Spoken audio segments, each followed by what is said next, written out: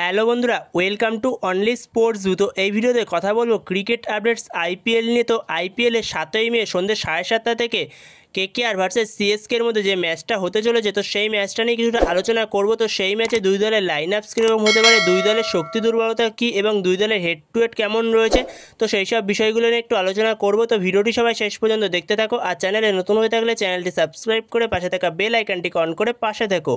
তো সেইখানে যদি প্রথমে দুটো দলের হেড টু হেড দেখা যায়, তো সেইখানে দুটো দল মোট মুখোমুখি হয়েছে 31 বার, যেখানে 19 বার জিতেছে সিএসকে আর 11 বার জিতেছে কেকেআর, আর একবার তাদের মধ্যে কোনো রকম রেজাল্ট আসেনি।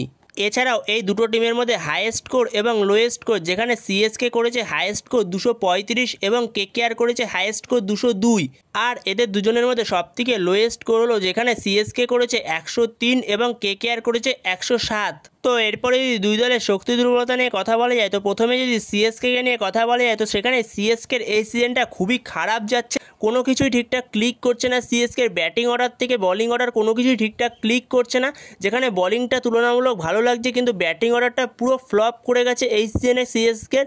তো এই কারণে সিএসকে পয়েন্টস টেবিলের নিচের দিকে রয়েছে একদম, যেখানে সিএসকে আর কোনো রকম চান্স নেই এই সিজনে প্লে অফসে যাওয়ার, যেখানে পুরোপুরি অফিসিয়ালিভাবে এলিমিনেট হয়ে গেছে সিএসকে এই সিজন থেকে, প্লে অফস থেকে। যেরকম সিএসকের ইয়ং প্লেয়ারদের মধ্যে বলতে গেলে আয়ুষ মাত্রে অসাধারণ ট্যালেন্ট, এই আয়ুষ মাত্রের মধ্যে 17 বছর বয়স তার, সেই জায়গাতে এই আয়ুষ মাত্রে দারুণ কিছু শট খেলছে, ক্লাসিক শটগুলো খেলছে। এছাড়াও সিএসকের ব্রেভিস দুর্দান্ত খেলছে। তো সেইখানে সিএসকের এই সিজন থেকে সেরকম কিছু আর পাওয়ার নেই, তো সেখানে সিএসকে দেখছে তাদের ইয়ং প্লেয়ারগুলো কীরকম খেলছে, তো সেইগুলোই তারা ট্রাই করছে ইয়ং প্লেয়ারদের দিয়ে। তো সেইখানে পরের সিজনের জন্য তারা ভাবনা চিন্তা শুরু করে দিয়েছে সিএসকে। সেই জায়গাতেই সিএসকের এই ম্যাচটা মেনলি একটা সম্মানের ম্যাচ, যেইখানে আগের ম্যাচটা সিএসকে হারিয়ে এসেছিল কেকেআর তাদের ঘরের মাঠে গিয়ে, যেইখানে সিএসকের এই সিজনের প্রথম দিকে নূর আহমেদ, খালিল আহমেদ এরা দুরন্ত বোলিং করছিল। এছাড়া মাথিসা পাথিরানাও মাঝে মধ্যে খুব ভালো বোলিং করেছে। এছাড়াও লাস্টের দিকে এসে জাদেজা সে ভালো খেলছে, এখন বর্তমান সময় জাদেজা খুবই ভালো খেলছে, যেখানে জাদেজার ব্যাট থেকে আগের দিন একটা ভালো ইনিংস এসেছে। এছাড়াও জাদেজা ভালো বোলিংও করছে, তো সেখানে জাদেজা লাস্টের দিকে খুবই ভালো খেলছে বর্তমান সময়। তো এরপরে যদি কেকেআরের শক্তি দুর্বলতা নিয়ে কথা বলা যায়, তো সেইখানে কেকেআর বর্তমান সময় খুবই ভালো খেলছে, কিন্তু কেকেআর আগের দিনের ম্যাচটা একটুর জন্য হেরে যায়নি, এটাই ভাগ্য ভালো। 1 রানে শেষ মুহূর্তে ম্যাচটা জিতে গেছে কেকেআর। যদি আগের দিনের ম্যাচটা কেকেআর হেরে যেত, তাহলে সেখান থেকে কেকেআর প্লে অফসের বাইরে চলে যেত।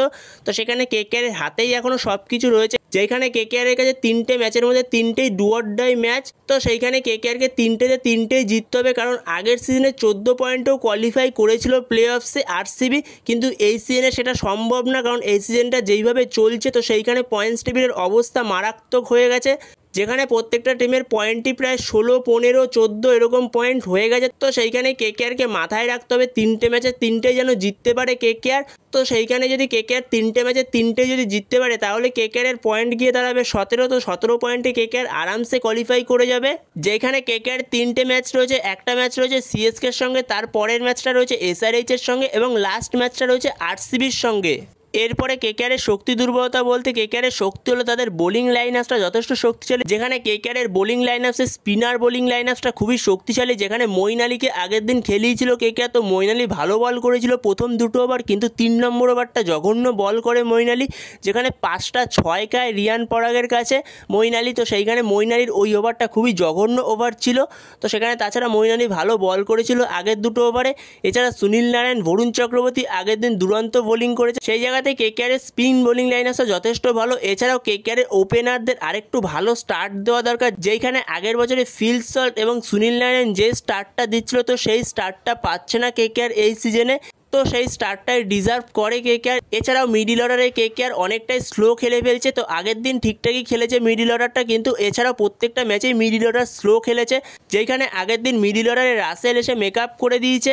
তো সেখানেই কেকেআরের শক্তিশালী দিক হলো তাদের বোলিং লাইন আপসটা খুবই শক্তিশালী। এছাড়াও ব্যাটিং লাইন আপসটা যথেষ্ট শক্তিশালী কেকেআর, কিন্তু মিডিল অর্ডারে আরও ভালো করতে হবে কেকেআরকে, মিডিল অর্ডারে এত ডট বল খেললে চলবে না। তো এরপরে যদি দুই দলের প্লেইং 11 নিয়ে আলোচনা করা যায়, তো সেইখানে যদি প্রথমে সিএসকের প্লেইং 11 নিয়ে আলোচনা করা যায়, তো সেইখানে সিএসকে ওপেন করবে সাইক রশিদ সাথে আয়ুষ মাত্রে, যেখানে 3 নম্বরে নামবে স্যাম কারান, 4 নম্বরে নামবে রবীন্দ্র জাদেজা, আর 5 নম্বরে নামবে ডেওয়াল্ড বেভিস, আর সেখানে 6 নম্বরে নামবে শিবম দুবে, 7 নম্বরে নামবে দীপক হুডা, আর সেখানে 8 নম্বরে নামবে মহেন্দ্র সিং ধোনি।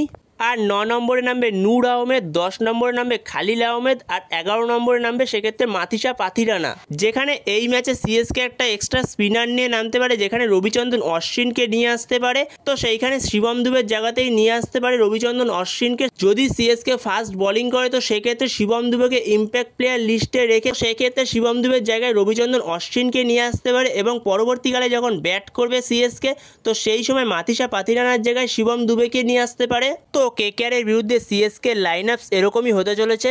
এরপরে যদি কেকেআরের লাইন আপস নিয়ে আলোচনা করা যায় তো সেখানে কেকেআরের ওপেন করবে গুরবাজ, তো গুরবাজের সঙ্গে ওপেন করবে সুনীল নারায়ণ, 3 নম্বরে আসবে আজিঙ্কে রাহানে, আর সেখানে 4 নম্বরে আসবে আঙ্ক্রিশ রঘুবংশী, আর 5 নম্বরে আন্দ্রে রাসেল আসতে পারে। যদি 12 ওভার অবধি ব্যাটিং হয়ে যায় তো সেইখানে আন্দ্রে রাসেলকে পাঠাতে পারে। যদি কেকেআর ফাস্ট ব্যাট করে তো সেই কারণে সেখানে আন্দ্রে রাসেলকে পাঠাতে পারে, না হলে 5 নম্বরে আসবে ভেঙ্কটেশ আয়ার, 6 নম্বরে আসবে রিঙ্কু সিং, আর সেক্ষেত্রে 7 নম্বরে আসবে আন্দ্রে রাসেল, 8 নম্বরে আসবে রমনদীপ সিং, 9 নম্বরে আসবে মঈন আলী, 10 নম্বরে আসবে হার্ষিত রানা, আর 11 নম্বরে আসবে বৈভব আরোরা, আর অ্যাজ এ ইম্প্যাক্ট প্লেয়ার আসবে বরুণ চক্রবর্তী। তো এরকমই হতে চলেছে কেকেআরের লাইন আপ সিএসকের বিরুদ্ধে। তো বন্ধুরা, তোমাদের কি মনে হয় সিএসকের বিরুদ্ধে কেকেআরের লাইন আপসে কি কোনো চেঞ্জ হতে পারে? তো তোমাদের এ বিষয়ে কোনো মতামত থাকলে অবশ্যই কমেন্ট বক্সে জানিও। তো এই ভিডিওতে এই পর্যন্তই। এই ভিডিওতে এই আপডেটগুলো নিয়ে আলোচনা করার ছিল। তো ভিডিওটি ভালো লাগলে অবশ্যই লাইক, শেয়ার, সাবস্ক্রাইব করতে ভুলো না। তো নেক্সট ভিডিওতে দেখা হচ্ছে, ততক্ষণের জন্য বাই বাই।